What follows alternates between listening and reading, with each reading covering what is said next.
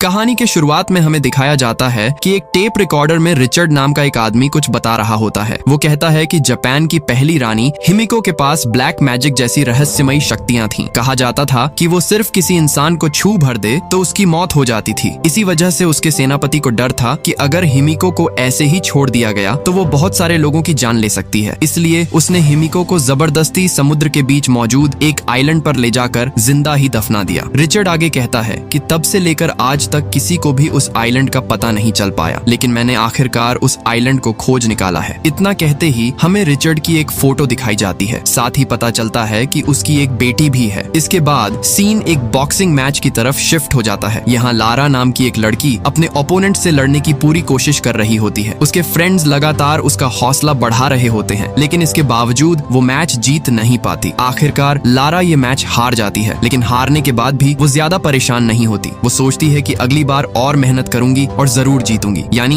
Lara एक बहुत ही positive सोच रखने वाली लड़की है, लेकिन उसकी जिंदगी में एक बड़ी समस्या भी होती है और वो है पैसों की कमी। इसी वजह से पैसे कमाने के लिए वो डिलीवरी जॉब्स करती रहती है। एक दिन अपनी सारी डिलीवरीज पूरी करके जब वो डिलीवरी कंपनी के ऑफिस पहुंचती है तो वहाँ दो लड़के उससे कहते हैं हम लोग एक गेम खेलने जा रहे हैं। फिर वो उसे उस गेम के रूल्स समझाते हैं। गेम में किसी एक प्लेयर को पेंट बॉक्स में छेद करके उसे अपनी साइकिल पर लगाना होता है और फिर पूरी स्पीड में भागना होता है। जब तक पेंट बॉक्स का सारा पेंट जमीन पर गिरकर खत्म नहीं हो जाता तब तक बाकी प्लेयर्स उसे पकड़ने की कोशिश करते हैं। अगर कोई उसे पकड़ लेता है तो पकड़ने वाला विनर बन जाता है और उसे $5000 मिलते हैं। लेकिन अगर पेंट खत्म होने तक कोई भी उसे पकड़ नहीं पाया तो साइकिल चला रहा प्लेयर जीत जाता है। ये सुनकर लारा तुरंत कहती है मैं भी ये गेम खेलूंगी। अगले सीन में सभी लोग गेम शुरू करने के लिए तैयार हो जाते हैं और पेंट बॉक्स लेकर साइकिल चलाने वाली कोई और नहीं बल्कि लारा ही होती है। जैसे ही वो पेंट बॉक्स लगाकर आगे बढ़ती है बाकी सभी प्लेयर्स उसे पकड़ने के लिए उसके पीछे दौड़ पड़ते हैं, लेकिन लारा भी किसी से कम नहीं होती। वो अपनी साइकिल इतनी तेज चलाती है और इतनी तेजी से गलियों के अंदर घूमती है कि कोई भी उसके करीब तक नहीं पहुंच पाता।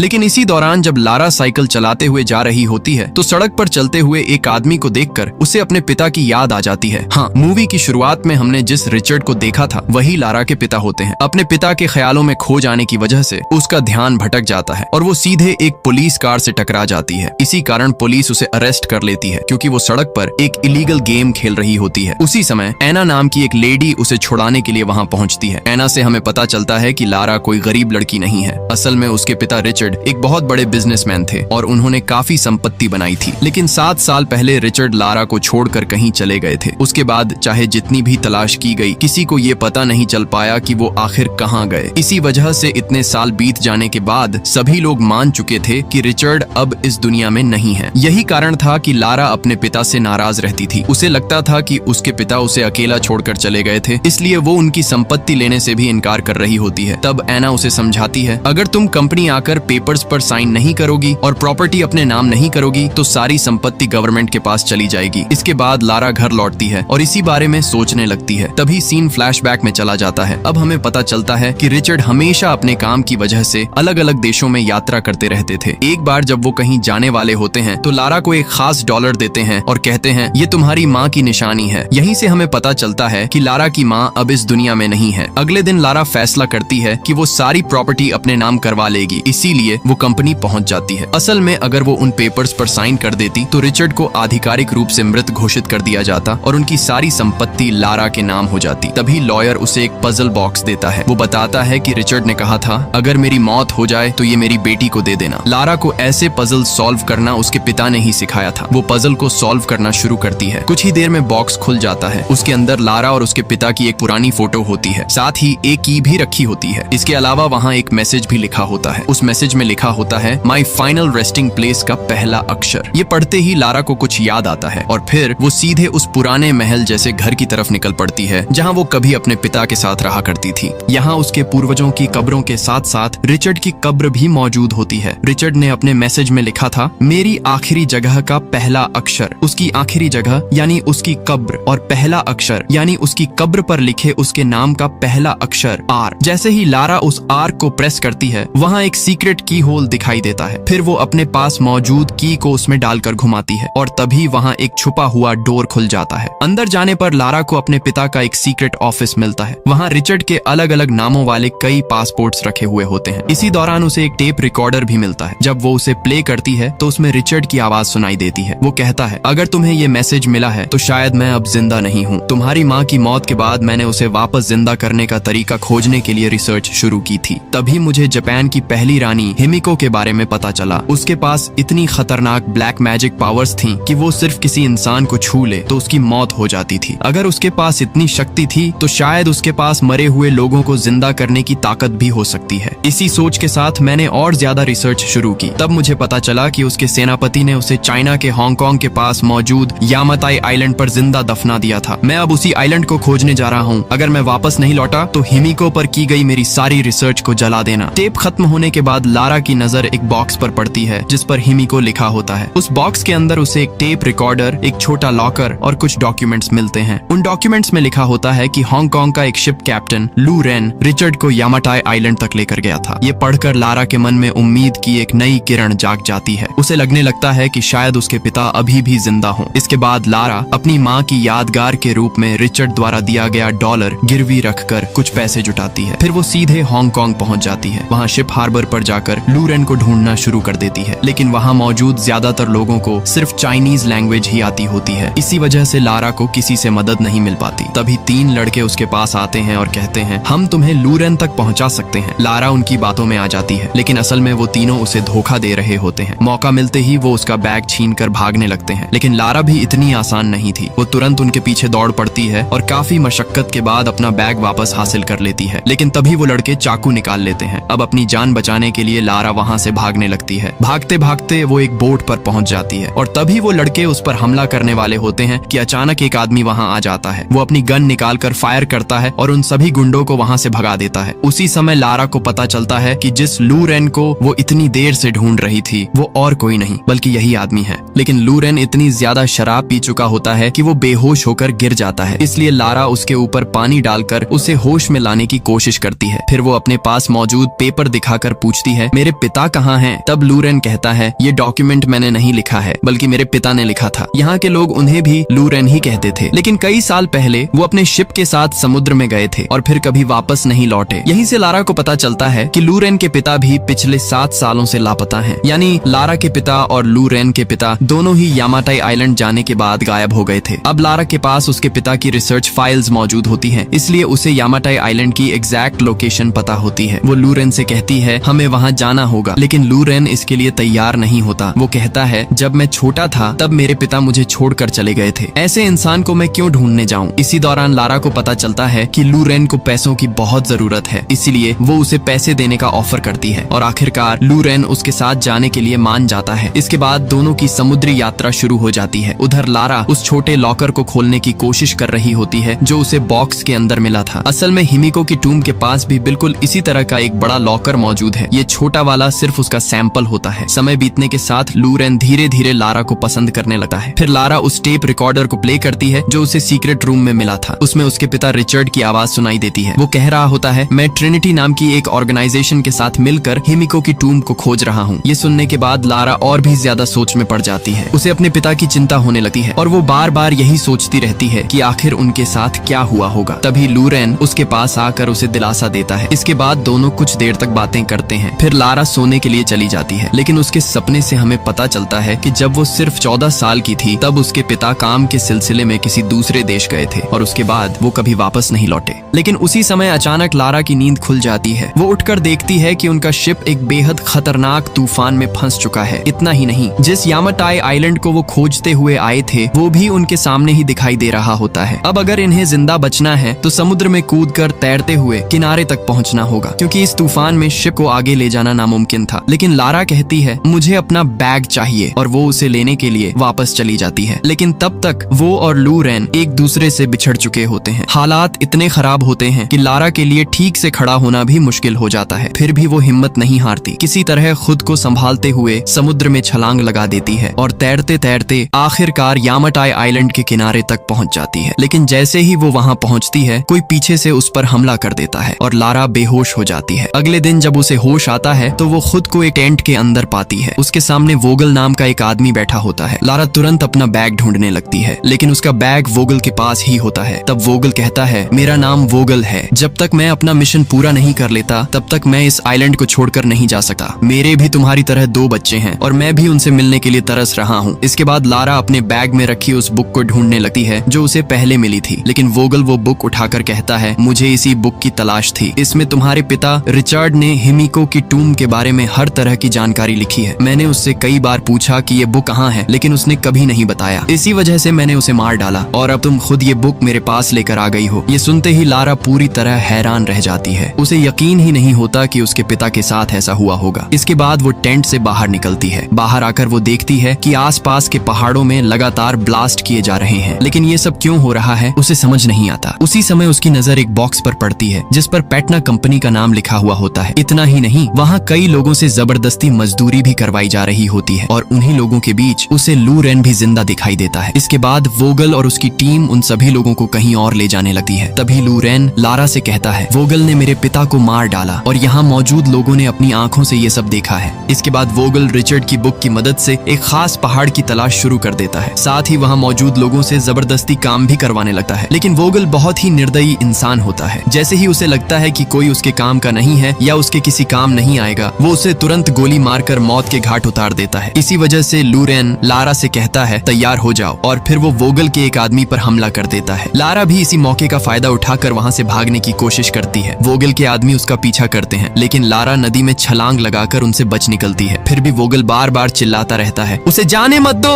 उधर लारा नदी के तेज बहाव में बहती चली जाती है। कुछ दूर आगे एक बड़ा वाटरफॉल होता है। साथ ही वहाँ एक टूटा हुआ एयरप्लेन भी फंसा हुआ दिखाई देता है। वाटरफॉल में गिरने से पहले लारा उस एयरप्लेन को पकड़ लेती है और बड़ी मुश्किल से ऊपर चढ़ जाती है, लेकिन तभी वो एयरप्लेन भी टूटकर गिरने लगता है। अब लारा किसी तरह उसके अंदर पहुंचती है और सबसे पहले अपना हाथ छुड़ाती है। उसी समय उसे वहाँ एक पैराशूट दिखाई देता है। जैसे ही एयरप्लेन नीचे गिरने लगता है, लारा तुरंत पैराशूट पहनकर छलांग लगा देती है और सुरक्षित तरीके से जंगल में लैंडिंग कर जाती है। लेकिन इसके बाद उसे पता चलता है कि उसके पेट में मेटल का एक टुकड़ा घुस गया है। हालांकि वो बुरी तरह घायल होती है, फिर भी हिम्मत नहीं हारती। खुद को संभालते हुए वो समुद्र किनारे पहुंचती है। वहां जाकर वो देखती है कि लू रेन का शिप पूरी तरह तबाह हो चुका है। अब आइलैंड से बाहर निकलने का कोई रास्ता नहीं बचा था। धीरे धीरे रात हो जाती है। लारा एक पहाड़ के नीचे आराम कर रही होती है। तभी वोगल का एक आदमी उसे ढूंढते हुए वहां पहुंच जाता है। वो लारा को पकड़कर मारने की कोशिश करता है, लेकिन लारा भी इतनी कमजोर नहीं थी। वो एक प्रशिक्षित फाइटर थी, इसीलिए वो उस आदमी के साथ जबरदस्त लड़ाई करती है और आखिरकार उसका गला दबाकर उसे मार देती है। लेकिन ये सब एक दूसरा आदमी देख लेता है। वो तुरंत वहां से भागने लगता है। लारा भी उसका पीछा करती हुई उसके पीछे दौड़ पड़ती है, लेकिन वो आदमी एक रस्सी की मदद से ऊपर चढ़ जाता है और फिर रस्सी को भी ऊपर खींच लेता है, जिससे लारा उसके पीछे नहीं जा पाती। लेकिन लारा हार मानने वालों में से नहीं होती। वो चट्टानों पर चढ़ते हुए किसी तरह ऊपर पहुंच जाती है, लेकिन ऊपर पहुंचकर जो वो देखती है उसे देखकर हैरान रह जाती है, क्योंकि वहां कोई और नहीं बल्कि उसके लापता पिता रिचर्ड मौजूद होते हैं। हालांकि रिचर्ड को इस बात पर बिल्कुल भी यकीन नहीं होता कि उसकी बेटी सच में वहां तक पहुंच गई है। उसे लगता है कि ये सब सिर्फ उसका भ्रम है, इसलिए वो लारा को नजरअंदाज करने लगता है। लेकिन लारा उनके साथ बिताए हुए पुराने और खूबसूरत पलों की बातें करने लगती है। धीरे धीरे रिचर्ड को भी यकीन हो जाता है कि उसके सामने खड़ी लड़की सच में उसकी बेटी लारा ही है। 7 साल बाद एक दूसरे से मिलकर दोनों बेहद खुश हो जाते हैं। इसके बाद रिचर्ड अपने पास मौजूद थोड़े बहुत सामान की मदद से लारा के पेट में लगी चोट का इलाज करता है। उधर वोगल को पहाड़ के अंदर एक रहस्यमयी डोर मिल जाता है। उसे देखते ही वो किसी को कॉल करके बताता है कि आखिरकार उन्हें वो डोर मिल गया है। अगली सुबह जब लारा की आंख खुलती है तो वो अपने पिता से पूछती है, आप वापस क्यों नहीं आए? तब रिचर्ड उसे पूरी सच्चाई बताता है। वो कहता है, मैं और वोगल ट्रिनिटी नाम की ऑर्गेनाइजेशन के लिए हिमिको की टूम ढूंढने आए थे। मुझे लगा था कि अगर हिमिको की टूम मिल गई तो शायद उसकी ब्लैक मैजिक पावर की मदद से तुम्हारी माँ को दोबारा जिंदा किया जा सके। लेकिन बाद में मुझे पता चला कि ट्रिनिटी ऑर्गेनाइजेशन हिमिको की शक्ति को अपने कब्जे में लेकर पूरी दुनिया पर राज करना चाहती है। इसीलिए मैंने उन्हें रोकने का फैसला किया। सब लोग यही समझते हैं कि मैं मर चुका हूँ और जब तक मैं और मेरी बुक उनके हाथ नहीं लगते तब तक उन्हें हिमिको की टूम भी नहीं मिलेगी। तभी लारा कहती है, लेकिन आपकी बुक तो अब वोगल के पास है। ये सुनते ही रिचर्ड गुस्से में आ जाता है। वो कहता है, मैंने तुम्हें कहा था कि मेरी सारी रिसर्च जला देना। तब लारा जवाब देती है, मैंने ये सब सिर्फ आपको ढूंढने के लिए किया था और अब हम किसी भी हालत में यहाँ से बाहर निकलेंगे। इसके बाद लारा वहाँ रखा बो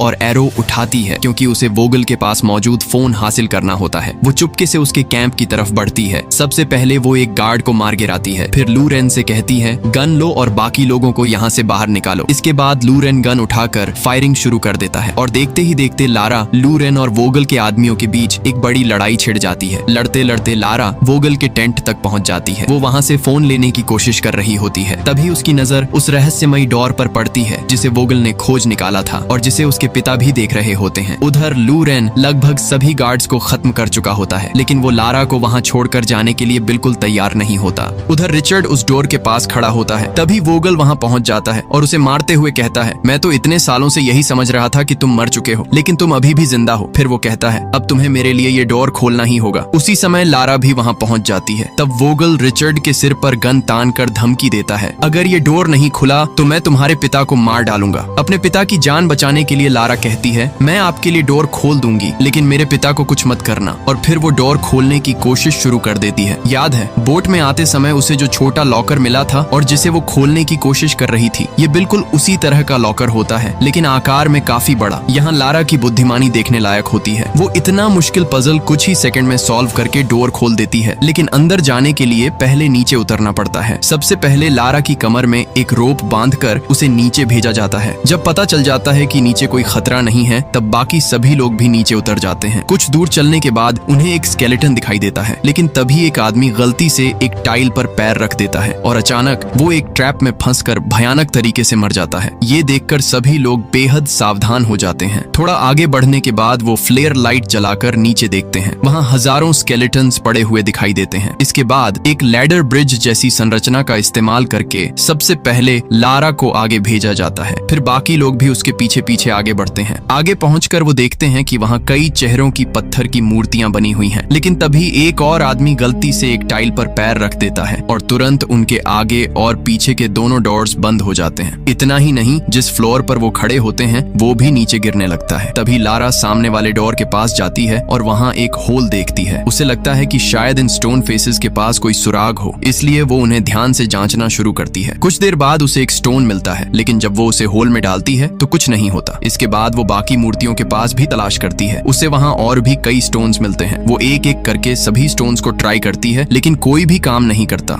आखिर में वो 2 स्टोन्स को एक साथ होल में डालती है और तभी डोर खुल जाता है। इस तरह सभी लोग सुरक्षित बच जाते हैं। अब उनके सामने एक टेम्पल जैसा विशाल स्थान दिखाई देता है। यहीं हिमिको की टूम मौजूद होती है। उधर बाहर लू रेन कहता है, मैं लारा को ढूंढने अंदर जाऊंगा। वहाँ मौजूद बाकी लोग भी उसके साथ चलने के लिए तैयार हो जाते हैं। इधर टेम्पल के अंदर जाते समय सभी को और भी कई डेड बॉडीज दिखाई देती हैं। असल में ये सभी हिमिको की सेना के सैनिकों के अवशेष होते हैं। कहा जाता है कि हिमिको की मृत्यु के बाद उसके सैनिक और उसका सेनापति उसे सम्मान देने के लिए अपनी जान दे चुके थे। कुछ देर बाद उन्हें हिमिको की टूम भी दिखाई दे जाती है, लेकिन वहाँ बनी पेंटिंग्स को देखकर लारा एक सच्चाई समझ जाती है। हिमिको को यहाँ जबरदस्ती लाकर जिंदा दफन नहीं किया गया था, बल्कि उसने खुद अपनी इच्छा से ऐसा किया था। इसके बाद रिचर्ड वोगल को चेतावनी देता है, इस टूम को खोलना ठीक नहीं होगा, लेकिन ये किसी की बात नहीं मानता और अपने लोगों से कब्र ओपन करवाकर अंदर देखने लगता है। जैसे ही वे लोग हिमिको की बॉडी को देखते हैं, शुरुआत में तो उसकी डेड बॉडी बिल्कुल सही सलामत दिखाई देती है, लेकिन सैकड़ों सालों बाद जैसे ही उस बॉडी को हवा लगती है, वो देखते ही देखते सड़ने लगती है। इसके बाद 2 सिक्योरिटी गार्ड्स उसकी बॉडी को उठाने की कोशिश करते हैं, लेकिन तभी अचानक वो बॉडी खड़ी हो जाती है। हालांकि ऐसा किसी ब्लैक मैजिक की वजह से नहीं होता, बल्कि वहाँ पहले से एक खास मैकेनिज्म लगाया गया होता है। उसी दौरान जिस आदमी ने हिमिको की डेड बॉडी को टच किया था, वो नोटिस करता है कि उसके हाथ पर एक घाव बन गया है और धीरे धीरे उसके शरीर में एक अजीब सी बीमारी फैलने लगती है। ये देखकर लारा और रिचर्ड को सच्चाई समझ आ जाती है। असल में हिमिको के पास कोई ब्लैक मैजिक पावर नहीं थी, बल्कि उसके शरीर में एक बेहद खतरनाक डिजीज थी। जो भी उसके कांटेक्ट में आता था, वो धीरे धीरे मौत के करीब पहुंच जाता था। इसी बीच वोगल उस इन्फेक्टेड आदमी को शूट कर देता है और हिमिको की फिंगर काट कर एक कवर में रख लेता है, लेकिन तभी उसकी टीम पर अटैक हो जाता है। इस मौके का फायदा उठाकर लारा बचे हुए एक सिक्योरिटी गार्ड को साथ लेकर वहां से निकल जाती है। दूसरी तरफ रिचर्ड और वोगल एक दूसरे पर शूट कर रहे होते हैं। तभी एक और आदमी जिसने हिमिको की डेड बॉडी को टच किया था, इन्फेक्टेड होकर रिचर्ड पर अटैक कर देता है, लेकिन रिचर्ड बड़ी मुश्किल से खुद को बचाते हुए उसे शूट करके खत्म कर देता है। इधर लारा अपने पीछे आए उस सिक्योरिटी गार्ड को एक खतरनाक ट्रैप में फंसा देती है और फिर अपने पिता के पास पहुंचती है, लेकिन वहां पहुंचकर उसे पता चलता है कि उसके पिता भी इन्फेक्टेड हो चुके हैं। तब उसके पिता उससे कहते हैं, मैं अब यहाँ से बाहर नहीं जा सकता, लेकिन किसी भी हालत में वोगल को वो फिंगर लेकर बाहर मत जाने देना। मैं इस जगह को हमेशा के लिए डिस्ट्रॉय कर दूंगा। अब तुम यहाँ से निकल जाओ। अपने पिता की ये बात सुनकर लारा पूरी तरह टूट जाती है, लेकिन उसके पास कोई दूसरा रास्ता भी नहीं होता, इसलिए वो सीधे वोगल के पास पहुंचती है और उससे फाइट शुरू कर देती है। लड़ाई के दौरान वो उसे ब्रिज जैसी बनी लैडर के नीचे गिरा देती है ताकि वो यहाँ से बाहर ना निकल सके। वोगल को